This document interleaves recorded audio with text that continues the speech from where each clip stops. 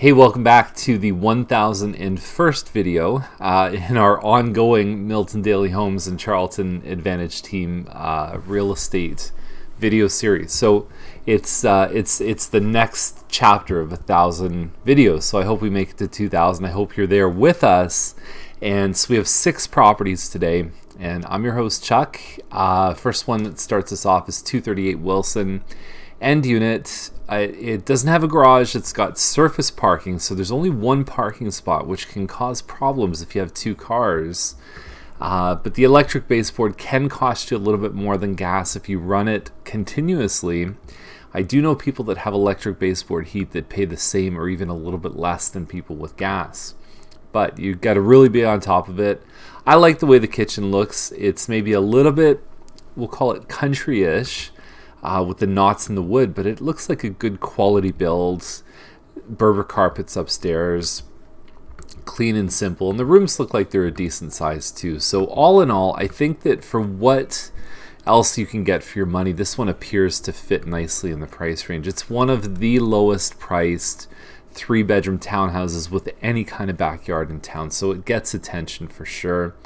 Cost again is $388. And it's 1,274 square feet. It backs onto the green space, and this is probably one of the first ones I've seen in this building that has nice photos, because most of them have rotten photos. And carpet inside, I would expect at this price range that you would have an upgraded flooring beyond carpet, but maybe there's a buyer out there that prefers carpet. Most of them would rather, most buyers I should say, would rather just lay out an area rug and have the hardwood floors. It looks a little bit nicer. Kitchen looks good. I would have taken this off the fridge. I don't find it's adding anything to the photo library. And there you go. So 2 bedrooms plus a den.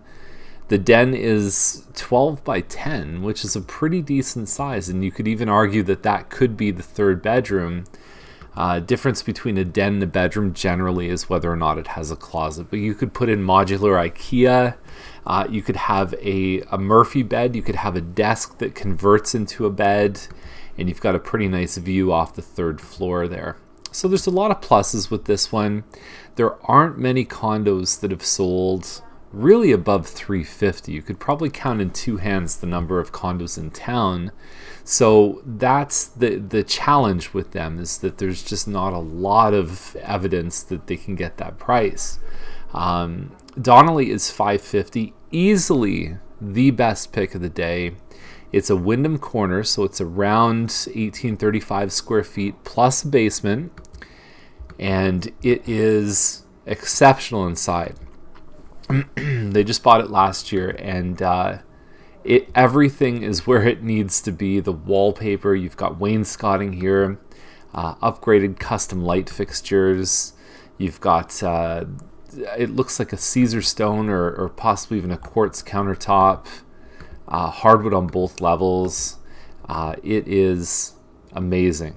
Customized, everything is ripped out in the bathroom here.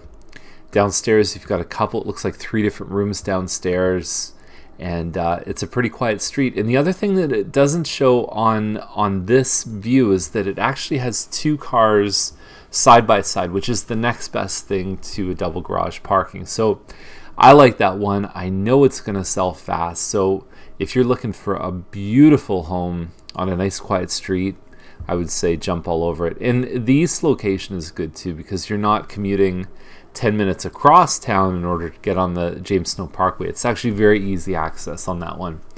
20th Side Road is $899, $800, and they were very specific with their square footage, 3,182 square feet.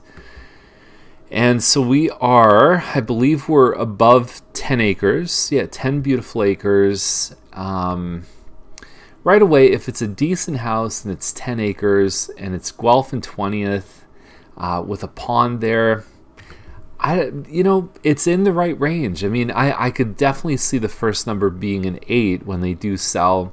And the thing about country that's different than selling something in town, you could miss your price range by $10,000 in town, drop your price by 10, and then it's like, and then everybody wakes up.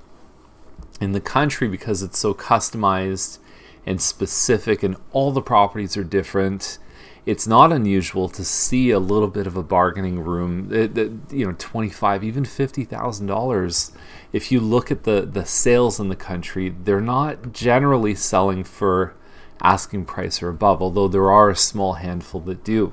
It's a different audience. It's a different speed of market. If you sell in less than 90 days, it's the equivalent of selling in a week or two in town. It's a different scale. Everything is different about rural. Joyce Boulevard is 563, 653.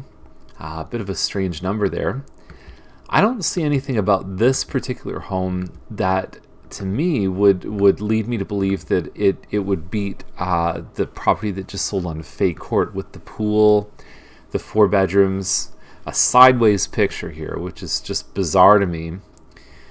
It's just, and yeah, the photos I don't find really showcase it well. You don't really get a shot of the kitchen here, so I'm working with partial information, but the one on Fay wasn't bad. 4 bedrooms, similar sized lot, pool, and they got around the 560 mark. So they're holding back on offers on this one, but unless they improve their photo gallery, they may be in for maybe a little less traffic than they'd expect.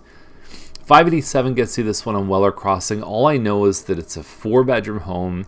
It's got a double card garage. There's a couple spelling mistakes in the description, but we always give everybody a couple days to kind of work out the kinks on a new listing. If it's like that a month from now, then you know maybe there's a little bit of cause for concern. And 9-foot ceilings, stucco front window, probably because there's wood there, and you're usually painting the wood every 3 or 4 years.